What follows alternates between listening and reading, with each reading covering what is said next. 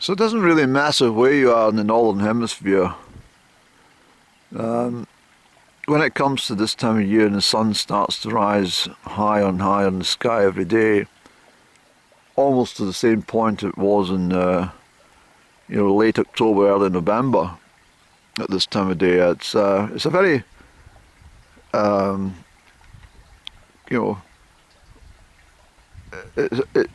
it really helps the soul. And as I say, it doesn't matter where you are. I mean, even when I've been down in the southern Mediterranean, maybe down in Malta in early March time, and the temperatures are starting to creep up towards 23 and 24 degrees on a daily basis, and the people get on with things there as well. They're able to come out and enjoy painting their boats and stuff like that. Fishermen can sit and mend their nets in pleasant sunshine, and so it doesn't matter where you are. And in this part of the world where we are, it is a terribly long time of winter, and I've never been able to establish the name of the condition.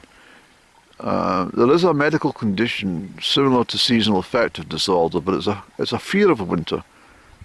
It's not so much a medical condition, more a psychological condition, but I can never find the name of it anywhere. I've searched and searched. I only found it once, and I thought I must take note of that, and I did, but I lost the bit of paper which I had written it down.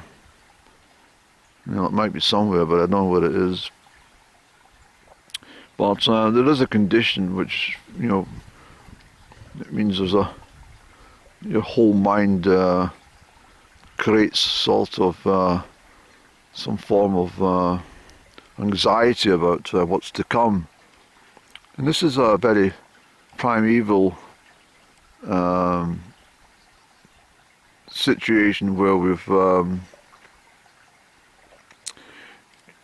been used to, and genetically, that winters were very harsh. We don't get the winters as we used to. I don't buy into climate change. What I actually think has happened is there's been a complete shift on the world's axis. The polar axis has completely changed. I think I'm correct in saying that the North Pole shifts anyway, but I think the shift has been quite dramatic over the last 25 to 30 years, maybe. And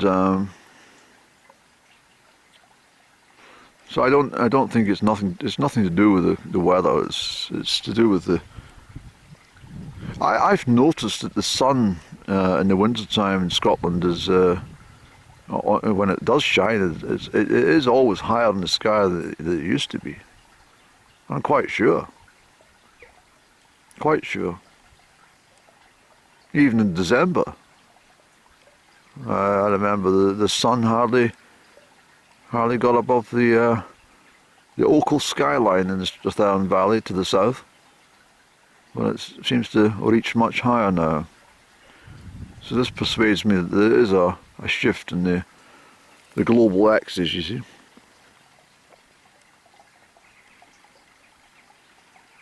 But,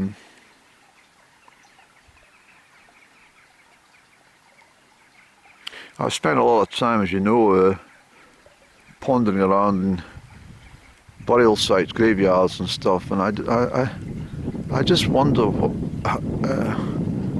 how bad it must have been. I mean, even my grandmother, one of my grandmothers, she used to tell me, she used to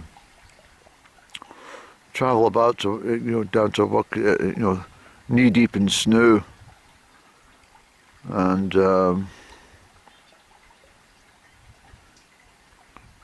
my father being a postman, I mentioned often, and I mean some of the times that he's been out, and it's pretty cruel for but the postmen were very conscientious individuals. I don't know if they still are, or just treat it as a job. I mean, the scruffy bastards nowadays, they don't.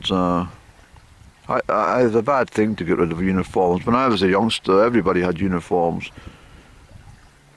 There's lots of people in my in the street where I lived worked with the railways, like my grandfather, who was always smartly dressed in his uniform, and bus drivers came up the road and they all had uniforms, dark Midland blue bus drivers from the local bus garage, and he used to walk up with his very dark navy blue suit. Not suit, Andy, just matching trousers and jacket with gleaming buttons and very smart stiff hats, and he used to wear them. And likewise, my father would wear a stiff hat with a post office badge, the Royal Mail, and his number on the cap. But no longer anyone does this. It's terrible what's happened since the 1960s, 70s. It really is. I think it's awful. Actually, much later than that, even in the 1980s, there was, people were very smart and very conscientious about everything they did. I don't like it nowadays. I think you probably find from my vlogs that I'm not depressed. I'm just I just don't like it quite as much. I think everything's changed too much in one individual's life. It's just it's almost like the period of late Victorian into Edwardian times up to the First World War. Everything was all right, and then there was sort of swift changes, and anyone who was a youngster in the late Victorian period, by the time they got to the 1920s or 1930s, they must have thought, what the hell's happened? I can see a ferret. In fact, it's a white ferret. That's a rather shame the camera's not powerful enough to go and pick it up. It's over there. Let me just see if I can zoom. I'm sitting here with a cigaretto and you see the ferret? I don't know if you can see the white thing over there. Where's that sign, Annie? It should be over there.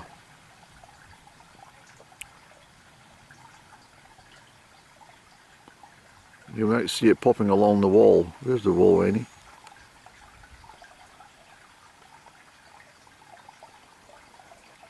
There was a shotgun that went off there. I think it got startled, but it's pure white. It's albino white. It's a ferret.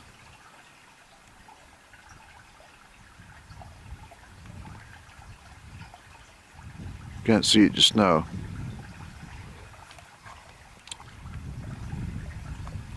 I'm rather hoping the camera did pick it up as I zoomed in quickly there. Andy, this vlog's going to be very long. You just sit here netting to yourself. Well, it's lovely out here. Look at these trees all leaning over, listening to what I'm talking about. You see this? Actually, let's have a little chat with the oak trees. They're all leaning in, listening to what I'm saying. I didn't realise I had an audience. Nice of you to listen to, at least somebody's listening to what I'm saying.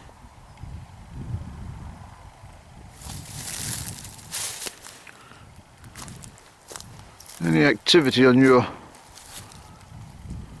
twigs? No, too early. Where that ferret went.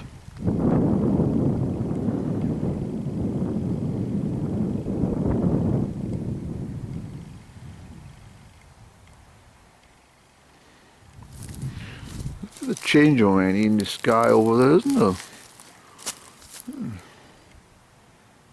I've not checked any forecast for a couple of days. I just rather do my own forecasting, but it looks like a significant change here.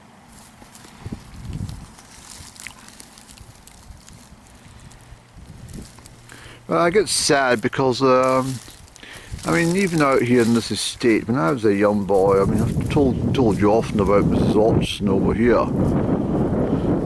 But not just that, you used to be able to sit here, well, not sit here, but in a wander and out for a walk, and there would always be estate workers, and hello there, how are you getting on, and what's happening today? And sit and, you know, they would stand and have a chat for a few moments, and there's always one of them with maybe smoking a pipe or something like that, or even a cigar. I've seen them, these chaps building walls and, you know, the repairing the dikes and stuff, and or the fences, and a cigar stuck in their mouth. You know, I've seen all this sort of stuff.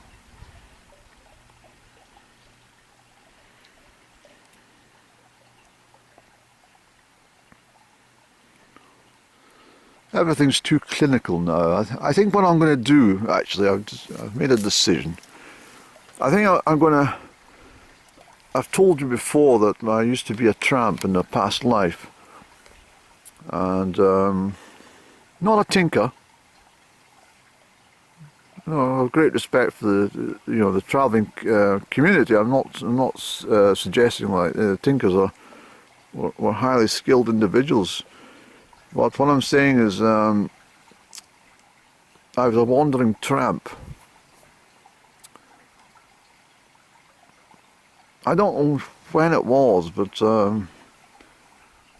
it could have been in the 1950s. It might have been much earlier, but I definitely wandered the countryside. I'm going to go back to that, and I'm just going to wander without anything at all. I'm just going to perhaps walk maybe 70 or 80 miles somewhere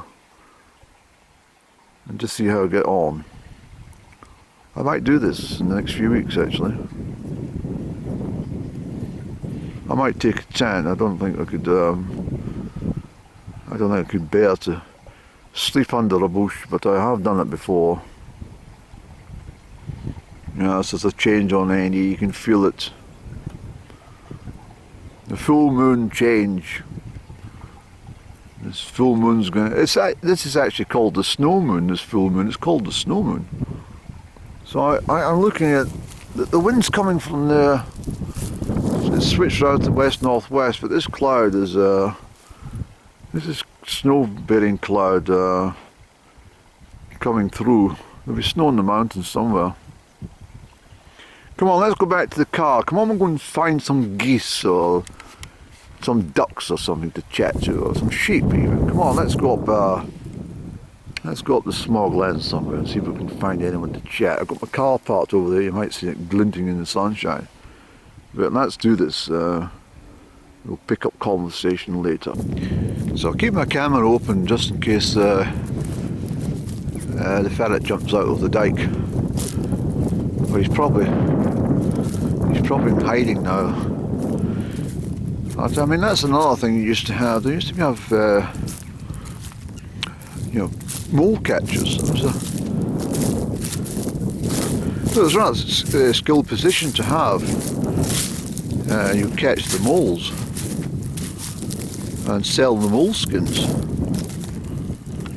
and made a lot of money. So it's along here.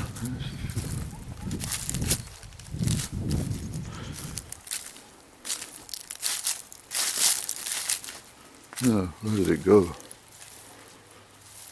Gone on with this sign. It was on this grass area, but I don't see it. Yeah, I should say it's probably hiding.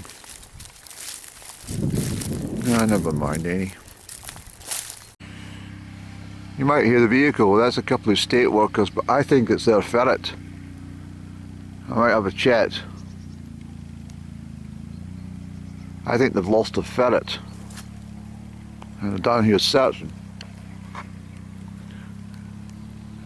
Yeah, they're looking for something. So, yeah, I think it's their ferret. It's definitely a ferret.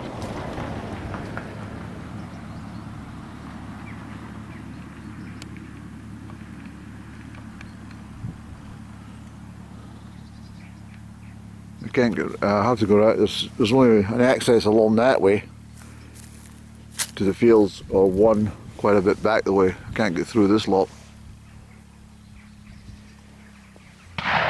Oh dear. Oh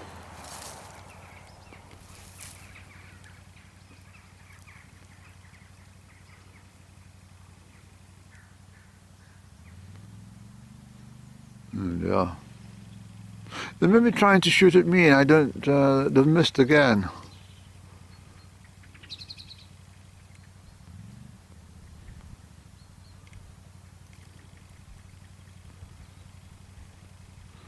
Yeah, it's probably not a good idea to start scrambling through the undergrowth to try and let them know that there's a ferret loose over here. And bloody shotgun pellets. Oh well.